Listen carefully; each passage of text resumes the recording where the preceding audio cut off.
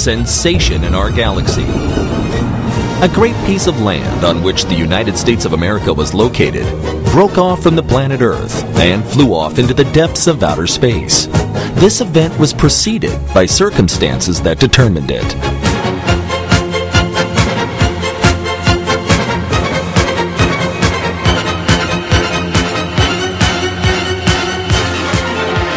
What do the following have in common? A Muslim peasant, a European intellectual, an Iranian soldier, a Danish actress, a Latin American president, German students, an African worker, and Russian generals. They all hate America.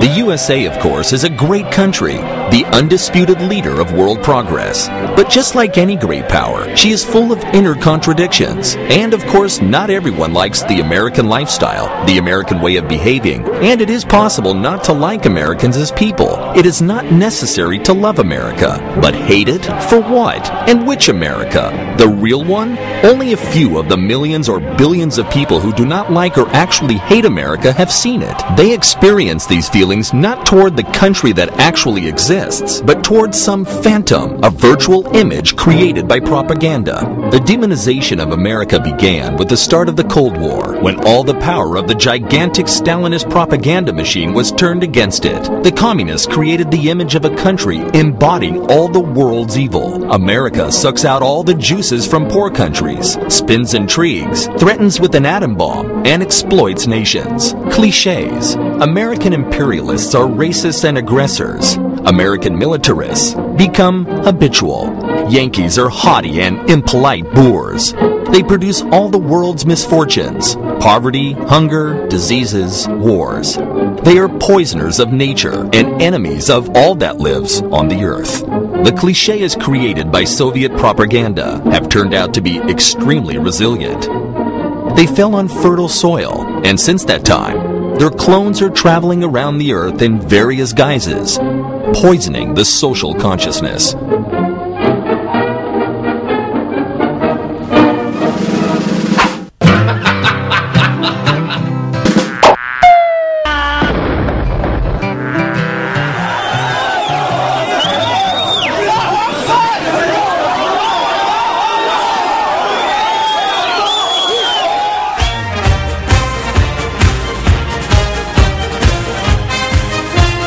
The main and most widespread myth about the United States is that she is aggressively striving to gain world hegemony.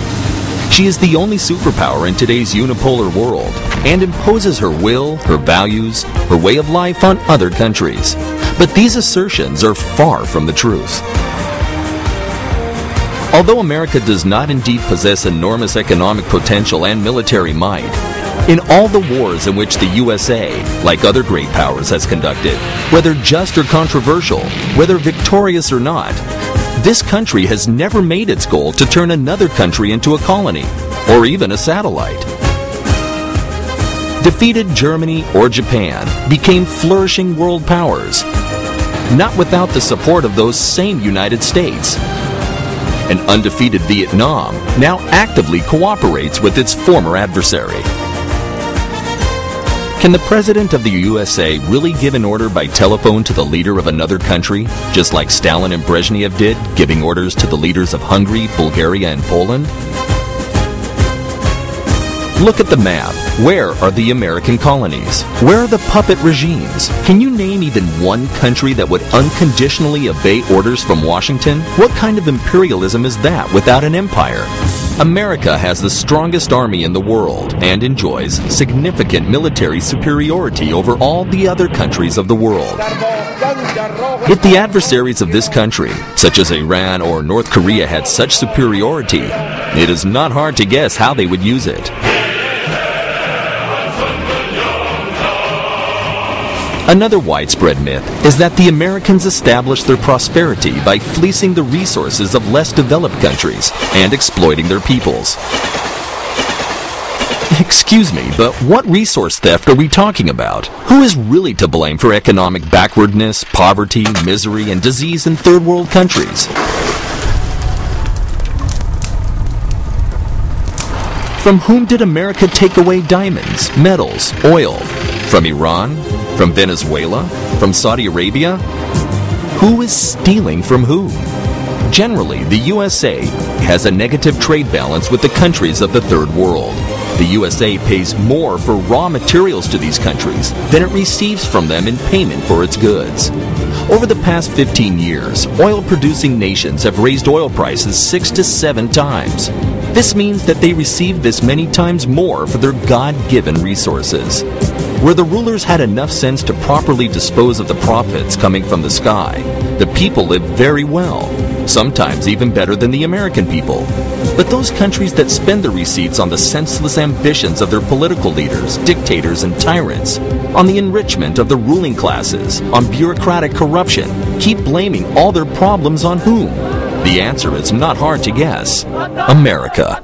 أمريكا هي العدو الأول لشعب فلسطين وللأمة الإسلامية والعربية. نعم، أمريكا هي العدو الأول لهذا الشعب. أمريكا هي العدو الأول للأمة الإسلامية. Take Cuba, for example. The Cubans, nearly 50 years ago, broke off economic relations with the U.S., which no longer exploits them. The result? Cuba is one of the poorest countries in Latin America.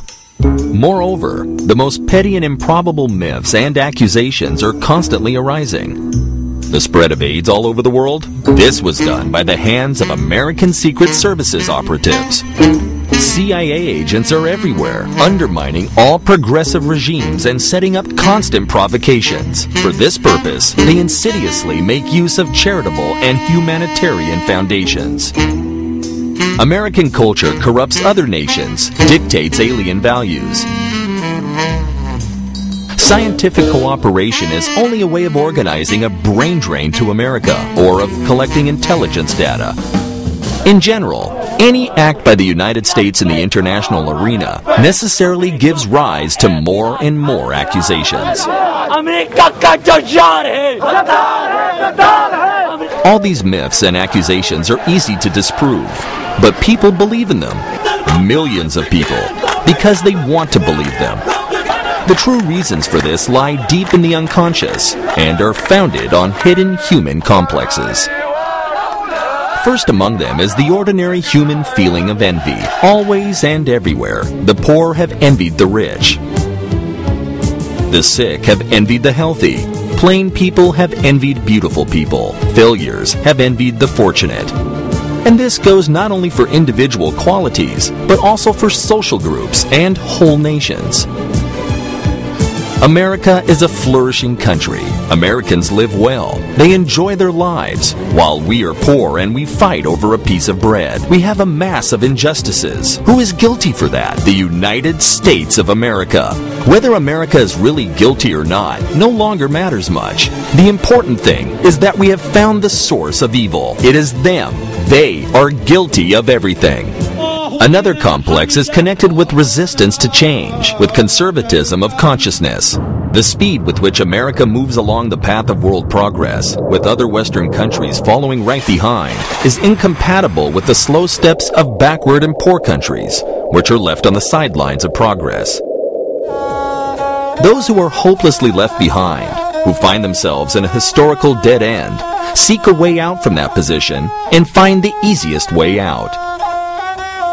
We have no chance to become leaders without accepting the basic values of world civilization? The idea of salvation is this: reverse course, diametrically change global goals. We are the salt of the earth. Up with medievalism, down with soulless technological civilization, up with originality, right religion, and age-old traditions.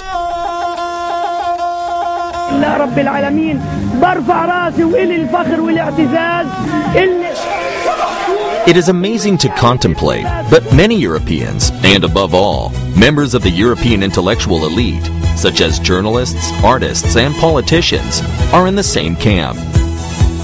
They have their own complexes, which are difficult to understand and explain in the same manner. For many centuries, Europe was the cradle of Western civilization, a recognized leader in science, art, politics. European thinkers created contemporary humanist ideology based on human rights. And suddenly, leadership swam away across the ocean. Naturally, there were offended feelings, jealousy, a desire to unseat the usurper. Just recently, European countries possessed enormous empires, and their power determined the political map of the world. Until now, the populations of these countries, especially the elites, suffer from imaginary pains over their lost empires. This is true especially with regard to Russia. Only yesterday, Russia was a mighty superpower, but today she is just another European country, offended by the lost Cold War, which deprived the country of its imperial status.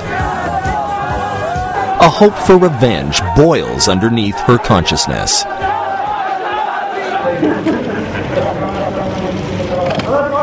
These complexes motivate the actions of a majority of European journalists and politicians who exploit any opportunity to slander America. Violence and human rights violations in many countries of Asia, Africa, and Latin America do not call forth even a fraction of the indignation that European society expresses in relation to the violations of the rights of prisoners. Extremely dangerous terrorist killers in Guantanamo who do not always receive their coffees on time.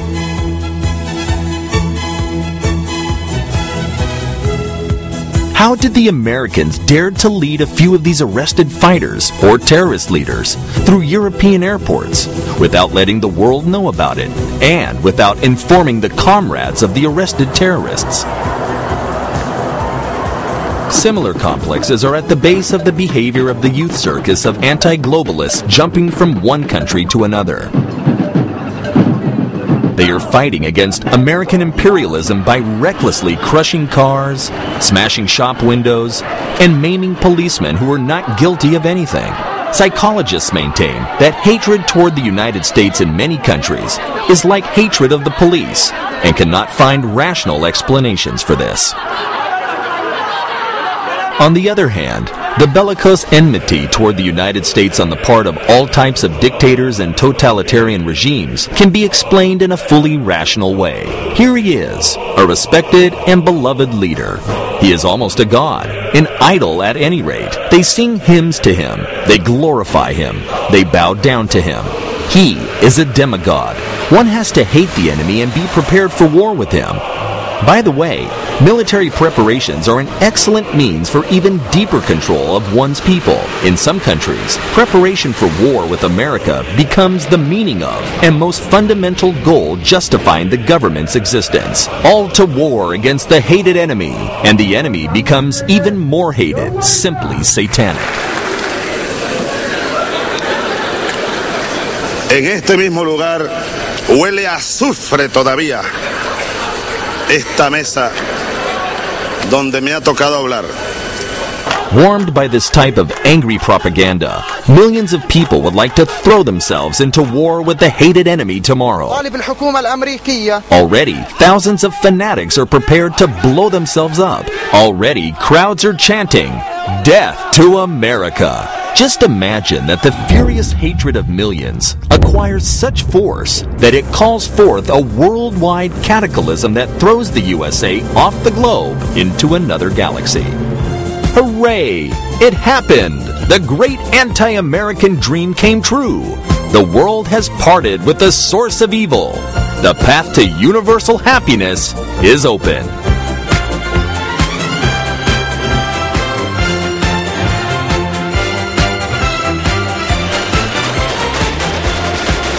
But then all the holidays end, the weekdays begin, and we return to our everyday routines.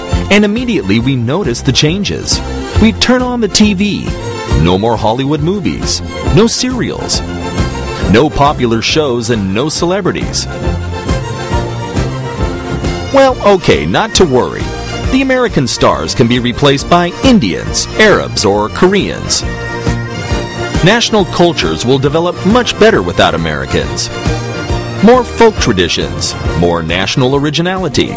In general, one can get along without culture, especially without American culture. But more serious problems have arrived. How can we do without American science? It suffices to note that more than half of the Nobel laureates since